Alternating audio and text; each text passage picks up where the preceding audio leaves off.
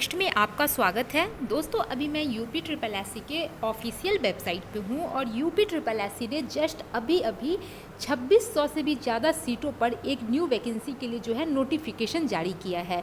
तो जी हाँ दोस्तों, जो आपका ऑफिशियल नोटिफिकेशन है वो जारी हो चुका है। हम लोग इस वीडियो में डिटेल में सारी चीज़ों को देखेंगे कि ये वैकेंसी जो है कौन सी पोस्ट के लिए है और इसकी एलिजिबिलिटी क्या है, क्या होगा आपका एज लिमिट और क्या चाहिए एजुकेशनल क्वालिफिकेशन, क्या ये पेट के थ्रू है और किस तरह से क्या है। तो चलिए हम लोग सारी चीज़ों को डिटेल में देख लेते हैं। लेकिन उससे पहले कहूँगी कि अगर आप चैनल पे नए हैं, पहली बार विजिट कर रहे हैं, तो इसी तरह की अपडेट्स के लिए चैनल को सब्सक्राइब कर लीजिए और बेल आइकन को भी प्रेस कर लीजिए। तो दोस्तों चलिए हम लोग जो नोटिफिकेशन जारी हुआ है उसको डाउनलोड करते हैं और डिटेल में सारी जितनी भी चीज़ें हैं उसको एक एक करके सारे पॉइंट्स को देख लेते हैं।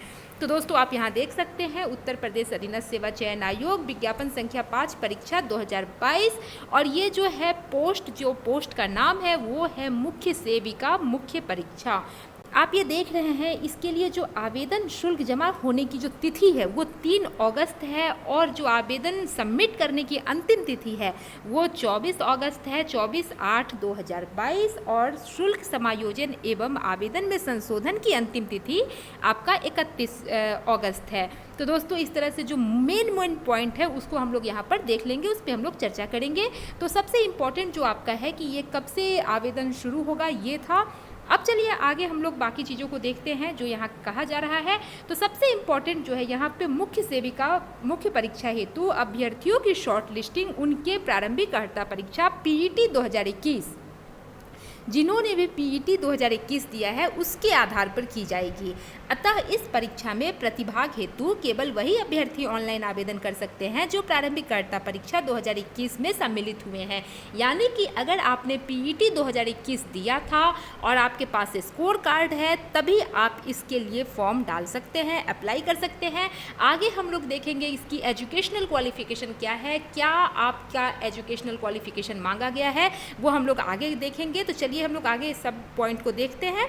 तो ये तो सारी चीज़ें दी गई है आपका जो है आवेदन की प्रक्रिया वगैरह, तो ये आप सब पढ़ लीजिएगा। इसको मैं जो आपका ये नोटिफिकेशन है उसको मैं अपने टेलीग्राम चैनल पे अपलोड कर दूंगी, आप वहाँ से देख लीजिएगा। फिलहाल हम लोग जो मेन पॉइंट है उसको देख लें जो कि आपके लिए इम्पॉर्टेंट है। तो चलिए हम लोग सबसे पहले अब देखते हैं यहाँ जो है ये शुल्क क्या होगा इसका।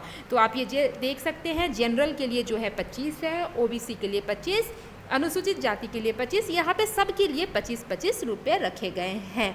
तो ये इस तरह से आपका जो है आवेदन शुल्क जो है ये 25 है। अब यहाँ पर कहा जा रहा है जो मेन पॉइंट है वो ये है कि मुख्य परीक्षा हेतु परीक्षा शुल्क का भुगतान केवल मुख्य परीक्षा हेतु शॉर्टलिस्ट किए गए अभ्यर्थियों द्वारा ही अलग से किया जाना होगा। मुख्य परीक्षा हेतु शॉर्टलिस्ट किए गए अभ्यर्थियों द्वारा मुख्य परीक्षा हेतु परीक्षा शुल्क का भुगतान मुख्य परीक्षा का प्रवेश पत्र डाउनलोड करने से पूर्व किया जाएगा। जैसा कि आप सबने अभी लेखपाल में देखा होगा कि जो लोग जिनका एडमिट कार्ड आएगा और जो लोग यहाँ पर फीस जमा करेंगे फिर उनका ही एडमिट कार्ड जो है वहाँ से डाउनलोड आप सब कर पाएंगे। तो ये रहा आपका जो है आवेदन शुल्क। अब चलिए हम लोग इसकी एलिजिबिलिटी देख लें कि क्या है, जो कि सबसे इम्पॉर्टेंट होता है किसी एग्ज़ाम के लिए और उससे भी ज़्यादा इम्पॉर्टेंट होता है किसी एग्ज़ाम के लिए ग्रेड पे। तो आपका ये जानना बहुत ज़रूरी है कि इस पोस्ट के लिए जो आपका ग्रेड पे है वो कितना रहेगा। तो दोस्तों आप ये देख सकते हैं जो आपका ग्रेड पे है वो 2800 का है। तो बहुत ही अच्छा ये आपके लिए मौका है। 2800 ग्रेड पे की एक जॉब आई है यूपी ट्रिपल एससी के थ्रू, वो भी इतने सारे सीटों पे। जो टोटल पोस्ट है आपका आप ये देख सकते हैं कुल पद 2693 है, यानी कि लगभग 2700 टोटल पोस्ट है, जिसमें कि जनरल के लिए 1000 से ज़्यादा सीटों पे वैकेंसी है और यहाँ पे आप देख सकते हैं ओबीसी के लिए 727। तो ये बहुत ही सुनहरा अवसर है आप सब के लिए। तो आप ये देख सकते हैं 2800 ग्रेड पे की ये वैकेंसी है और ये आप ये कैटेगरी वाइज जो सीटों का ब्रेकअप है वो आप यहाँ पर देख सकते हैं।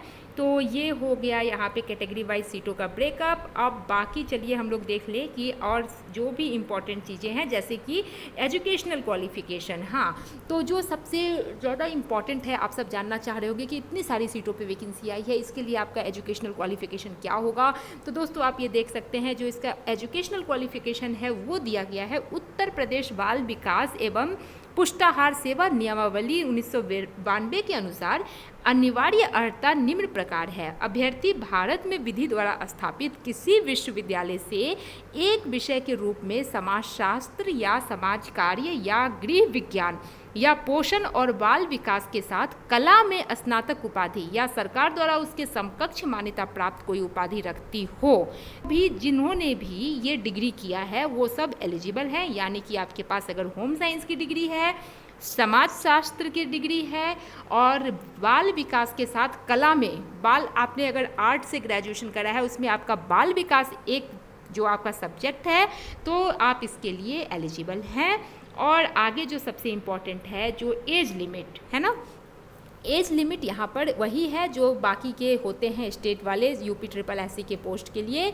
आपका जो है 1 जुलाई को, यानी कि 1 जुलाई को 21 वर्ष न्यूनतम आयु हो, 21 वर्ष आपने प्राप्त कर ली हो और जो मैक्सिमम है वो है आपका 40 साल। तो 40 साल आपने कर लिया होगा। तो इस तरह से जो है आपका ये एज लिमिट है। बाकी आरक्षण की बात करी गई है तो आपको बता दें कि आरक्षण का लाभ उन्हीं को मिलेगा जो यहाँ उत्तर प्रदेश के अस्थायी निवासी हैं। उनको सबसे पहले तो ये क्लियर कर दे आपको, जो बाहर वाले हैं उनको कोई भी रिजर्वेशन का लाभ नहीं मिलेगा। जो अदर स्टेट के हैं, जो उत्तर प्रदेश के अस्थायी निवासी हैं, उन्हीं को सारा जितने भी रिजर्वेशन है उसका लाभ मिलेगा। आप इसको डिटेल में पढ़ लीजिएगा। जो मेन पॉइंट है, जो कि मोटा मोटा आपको समझना है, वो मैं यहाँ पे आपको बता दे रही हूँ। और चयन का जो आधार है वो क्या होगा, तो यहाँ पे लिखित परीक्षा है। विज्ञापित पदों का चयन अधिसूचना दिनांक 11 मई 2015 द्वारा प्रख्यापित उत्तर प्रदेश समूह के पदों के लिए सीधी भर्ती नियमावली 2015 एवं कार्मिक अनुभाग 2 उत्तर प्रदेश शासन की अधिसूचना संख्या जो यहाँ दिया गया द्वारा प्रख्यापित उत्तर प्रदेश अवर स्तरीय पदों पर सीधी भर्ती साक्षात्कार बंद कर दिया गया है। यानी कि यहाँ इंटरव्यू नहीं होगा। 2017 व उत्तर प्रदेश शासन के कार्मिक विभाग के शासनादेश संख्या जो दिया है दिनांक 20/11/2020 के अनुसार लिखित परीक्षा के आधार पर की जाएगी। तो यहाँ सिर्फ आपका मेंस एग्जाम होगा। पीटी के स्कोर के आधार पे आपका कोई इंटरव्यू नहीं होगा। परीक्षा योजना एवं पाठ्यक्रम जो आपका सिलेबस है, आयोग द्वारा उक्त पदों पर चयन हेतु लिखित परीक्षा की परीक्षा योजना एवं पाठ्यक्रम आयोग की वेबसाइट पर यथा समय पृथक से प्रकाशित किया जाएगा। जो आपका एग्जाम का सिलेबस और पैटर्न है वो जो है आपका अलग से जो प्रकाशित किया जाएगा। तो दोस्तों, इस तरह से जो भी मेन पॉइंट्स थे मैंने आपको इस वैकेंसी से रिलेटेड बता दिया है। उम्मीद करते हैं कि चीज़ें आपके समझ में आ गई होगी। अगर अभी भी आपके मन में कोई डाउट है तो बेझिझक आप कमेंट करके पूछ सकते हैं। मैं सारे कमेंट्स की रिप्लाई करने की कोशिश करती हूँ। अगर नहीं हो पाता है तो उस पर वीडियो लाने की कोशिश करती हूँ। तो दोस्तों, इस तरह से ये वीडियो आप सबके लिए, तो फिर मैं समझती हूँ कि ये काफ़ी यूजफुल होगा। अगर आपको वीडियो यूजफुल लगा हो तो वीडियो को लाइक कीजिए, दोस्तों के साथ शेयर कीजिए। फिर मिलते हैं अगले वीडियो में। तब तक के लिए bye bye. Thanks for watching.